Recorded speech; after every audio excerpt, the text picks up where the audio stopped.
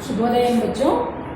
आप लोगों को अभी तक क्या है वो माँ मुझे आने दो पाठ तक तो खत्म हो गया। अब आप लोगों को उपवाचक पाठ दिया गया है ना। उपवाचक पाठ को क्या करना है, आप लोग खुद पढ़ना है।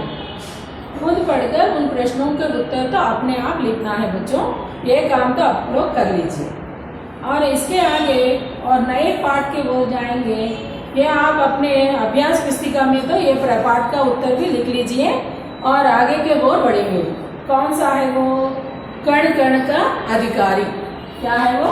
कण कण का अधिकारी। इधर कण का मतलब क्या है? छोटे से तृण, मीन हम लोगों को दिखाई नहीं देता, पार्टिकल आप लोग बोलते हैं ना, वो उसको कहा जाता है वो कण। और इसमें उन्मुखीकरण में कुछ बताया गया है, पहले उसके बारे में तो बातचीत तो करेंगे। उसमें क्या है, अगर आपके पास कैसे भी वो पुस्तक है, पाठ्य पुस्तक, वो खोलिए और ध्यान से देखिए। उसमें सूत काटते थे गांधी जी, कपड़ा बुनते थे, चुनते थे अनाज के कंकर, चक्की पीसते थे, ऐसा था उनका आश्रम, गांधी जी के लिए पूजा के समान था श्रम। इधर देखो, आश्रम, श्रम। आश्रम बोले तो रहने का स्थान है वो, और श्रम बोले तो मेहनत। और इसमें क्या पूछा गया है वो प्रश्नों के वो ध्यान दीजिए। गांधी जी क्या क्या करते थे? गांधी जी सूत काटते थे और कपड़ा बुनते थे। कपड़ा बुनना वीविंग बच्चों। और पुराने जमाने में क्या है वो, चरखी में से वो सूत निकालना पड़ता है, धागा निकालना, धागे को निकालने के बाद ही बुनना पड़ता है वो कपड़े को। और अनाज में से कंकर को चुनते थे। आजकल हम लोगों के लिए ऐसी मुसीबत नहीं है। कारण क्या है वो, हम सुपरमार्केट में जाके फाइन वाला लेके आके इस्तेमाल कर रहे हैं। एक ज़माने में क्या है वो, उन चीज़ों को लेके आना, उसमें से कंकरों को निकालना और हर दिन के लिए साफ सफाई करके ही पकाना पड़ता है। आजकल क्या, हम लोग पैकेट खोलना और उसी को इस्तेमाल करना, ये बात तो आ गई है। और ऊपर से क्या है, चक्की पीसते थे। हम आटा पीसने की भी ज़रूरत नहीं। अगर गए तो मशीन के पास गए तो मशीन खुद हम लोगों को करके दे। पुराने ज़माने में क्या करना पड़ता, वो जो भी बीजों को, अनाज गेहूं का हो या चावल का हो, जो कुछ भी आटा अगर चाहे तो क्या करना पड़ता, उसमें डालना पड़ता है चक्की में। वो मिल स्टोन बोलते हैं। उसको दो पत्थरों के बीच में से वो दाना डाल के वो पीसना पड़ता है। वो गोल घुमाए तो उसमें से आता है आटा। और ऐसा वो पूरा करते थे। क्या क्या करते थे? सूत काटते थे, कपड़ा बुनते थे, अनाज में से कंकर चुनते थे और चक्की भी पीसते हैं। गांधी जी इतना कार्य करते हैं। गांधी जी के अनुसार पूजनीय क्या है वो, उनका आश्रम भी उनके लिए पूजनीय स्थान है।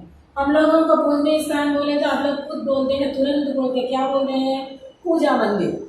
आपके घर में हो या नहीं है तो बाहर देवालय, जो भी हो। हमारे जीवन में श्रम का क्या महत्व है?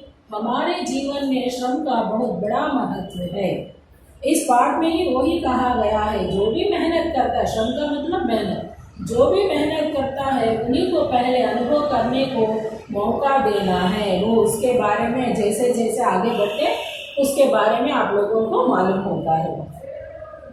इस कविता पाठ का मुख्य उद्देश्य क्या है? आप लोगों को पढ़ाने का मुख्य उद्देश्य क्या है? सामाजिक काव्य रचना की प्रेरणा, साथ साथ छात्रों में समाज कल्याण का, उदारता की भावना का विकास करना।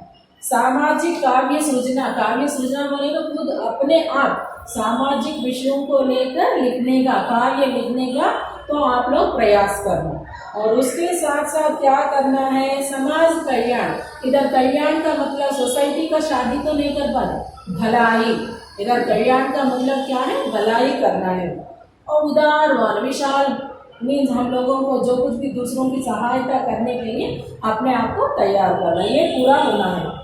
विकास करना, उन्हें श्रम का महत्व बताकर उनके पथ पर आगे बढ़ने की प्रेरणा देना इस पाठ का उद्देश्य है। बचपन से ही थोड़े घरों में क्या करते हैं, बचपन से ही उन लोगों को बताया जाता है क्या है, तुम अपने जूतों को खुद पहनो और तुम अपने बस्ते को लेके जाके कोने में रखो। ये पूरा दूसरों के ऊपर आधारित होकर उनके बल पर जीना नहीं, अपने बल पर जीने का तो सिखाया जाता है। बचपन में जो कुछ भी अच्छे आदत सीखते हैं, बड़े होने के बाद वही आदत आप लोगों में होता है और आप लोग क्या है वो अनुशासन से रहते हैं। नहीं है तो अनुशासनहीनता से। थोड़े बच्चों को देखो, जैसा वो स्कूल से जैसा गए वैसे ही स्कूल के कपड़ों से ही फिरते रहते हैं और ऊपर से उन्हीं कपड़ों से खेलते हैं और उन्हीं कपड़ों से सोते हैं, दूसरे दिन वैसे ही आ जाते हैं। ऐसा पूरा क्या है वो तो अनुशासनहीनता है, वो ऐसा नहीं आना। हर दिन हम लोगों का रोज का काम क्या है, सुबह उठना है, अपने काम धाम करना है, नहाना और भगवान का मन से प्रार्थना करना, नाश्ता खाना, वापस स्कूल को आना है, ऐसा है। लेकिन आज के जीवन में क्या है, पूरा बदल गया है। ऐसे ही सोते हैं, आके बेड कॉफी या बेड टी पूछते हैं और अगर मिले तो नाश्ता भी खा लेते हैं। वैसे ही ये पूरा गंदगी का काम है, वैसा गंदगी का गंदापन का नहीं करना है। हम लोग को क्या करना है, बड़ों की सहायता करना है, उनके श्रम में हम लोग भी अपने हिस्से को लेना है। इसका मतलब भाग लेना है। लेना बोले तो लेने की चीज नहीं है, श्रम मेहनत, हम दूसरों की सहायता करने की चीज है। और ये पूरा ये पाठ का मुख्य उद्देश्य क्या है, ये समाज में रहने वाले एक नागरिक होने के नाते तुम्हारे अंदर मानव कल्याण की भावनाएं को जागरूक करना है और तुम्हें आगे अपने जीवन में तुम्हारे साथ साथ दूसरों की भी सहायता करने के लायक बनाना है, ये है।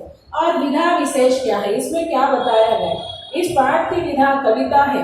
कविता तो आप लोगों को गद्य और पद्य, पद्य में और एक भाग है ये कविता, और कम शब्दों में अधिक से अधिक भाव प्रकट करने की क्षमता इसमें निहित होती है। और आप लोग इससे पहले मुक्तक कविता पढ़े। मुक्तक कविता में क्या हो जाता है, एक शब्द के बाद में एक शब्द आकर उसमें जुड़कर एक माला के बराबर दिखाई देता है मुक्तक कविता। ये कविता में क्या हो जाता है, वो शब्दों तो कम लेकिन भाव तो ज्यादा, ऐसा होता है ये इन लोगों की कविताओं में। आप लोगों के अंदर जो कुछ भी क्षमताएं है वो तो अंदर बाहर निकालना, ये पूरा इसका मुख्य उद्देश्य है और विषय विधेय है। अब इसके आगे क्या है, वो कवि श्री रामधारी सिंह दिनकर जी के बारे में बताया गया है। रामधारी सिंह और दिनकर इनकी उपाधि के रूप में मिला है। वो हिंदी के प्रसिद्ध कवियों में एक है। उनका जन्म, कवि का जन्म कब हुआ है, वो 1908 में हुआ है। कब हुआ है वो, 1908 में। वो भी कहाँ हुआ है, बिहार के मुंगेर में, बिहार के मुंगेर में। और कवि का निधन कब हुआ है, निधन का मतलब है मृत्यु, 1974। और ये इसमें हुआ है वो कवि का। इनको राष्ट्र कवि के नाम से भी कहा जाता है। ये कवि का और एक क्या है विशेषण, राष्ट्र कवि बुद्धि है ये कवि का। और एक क्या है, इनकी मुख्य कृति है उर्वशी। उर्वशी कृति के लिए इन्हें ज्ञानपीठ पुरस्कार, ज्ञानपीठ पुरस्कार किसको दिया जाता है, साहित्यिक रचना में जिसमें है विशेषता उन लोगों को दिया जाता है। मीन्स लिटरेचर में परिपूर्ण ज्ञान जिसमें है उन लोगों को दिए जाने वाले सर्वोत्तम पुरस्कार है ज्ञानपीठ पुरस्कार। ये इसमें क्या क्या है, वो इनकी मुख्य रचनाएं क्या क्या है, वो रेणुका। रेणुका तो आप लोगों को मालूम है ना, जमदग्नि की पत्नी। और वो उसके क्या है, वो माता के बात को उन्होंने किस प्रकार निभाया है उसमें बताया जाता है। कुरुक्षेत्र, कुरुक्षेत्र तो आप लोगों को अच्छी तरह मालूम है, मुझसे भी ज्यादा। क्या है वो, वहाँ युद्ध छिड़ा है किन दोनों के बीच में, दो भाइयों के बीच में। वो कौन कौन है, कौन कौन है बच्चों, कौरव और पांडवों के बीच में युद्ध हुआ है कुरुक्षेत्र में। और वो आगे इसके बारे में और कुछ बता दी। और रश्मि रथी, रश्मि रथी बोले तो सूरज की किरणों को ही, अपने सूरज सुबह सुबह क्या करता, अपने किरणों के रथ पर सवार होकर हम सब लोगों को जागरूक करता, नई चेतना के साथ, नई स्फूर्ति के साथ काम करने में प्रेरणा देता है। वो परशुराम की प्रतीक्षा, ये परशुराम भी आप लोगों को मालूम है, वो उन्होंने भी क्या है बहुत समय तक प्रतीक्षा किया है वो सच्चाई के लिए। रसवंती आदि इनकी प्रमुख रचनाएं हैं। प्रस्तुत कविता में उनकी प्रसिद्ध रचना कुरुक्षेत्र से, कुरुक्षेत्र महाकाव्य उसमें से वो काव्य में से लिया गया है प्रस्तुत पाठ कण कण का अधिकारी किसमें से लिया गया है? वो कुरुक्षेत्र। ये तो ज्यादा ध्यान देना बच्चों, ये पाठ तो बहुत बार दिया गया है, ध्यान से पढ़ना। और अब इसका सारांश भी आप लोग अपने आप लिखने के लिए अपने आप को तैयार करना है। ये कुरुक्षेत्र, और उनकी कौन सी वो उर्वशी के लिए मिला है? उर्वशी के लिए क्या मिला है कवि को? ज्ञानपीठ पुरस्कार। किसको मिला है वो? कवि श्री रामधारी सिंह दिनकर जी को, है ना। अब इसमें क्या है वो आप लोगों को पहले ये कुरुक्षेत्र के बारे में थोड़ा तो बातचीत करना अनिवार्य है। इसमें क्या है वो कौरवों और पांडवों के बीच में एक युद्ध तो छिड़ा है, महाभारत युद्ध। उसमें दोनों भाइयों क्या है वो धर्म और अधर्म के बीच का युद्ध है, और दोनों भाइयों ने लड़े हैं। एक है धर्म के लिए लड़े तो एक पक्ष अधर्म के लिए। सदा संसार में किसका जीत होता है? वो धर्म का ही जीत होता है। मैंने टीचर अधर्म का आजकल ऐसा हो गया, ऐसा सोचना क्या है वो, ऐसा हम लोगों को प्रतीत होता अधर्म का ही जीत होता है। लेकिन एक ना एक दिन तो जरूर धर्म ही उसके ऊपर आगे बढ़ जाती है।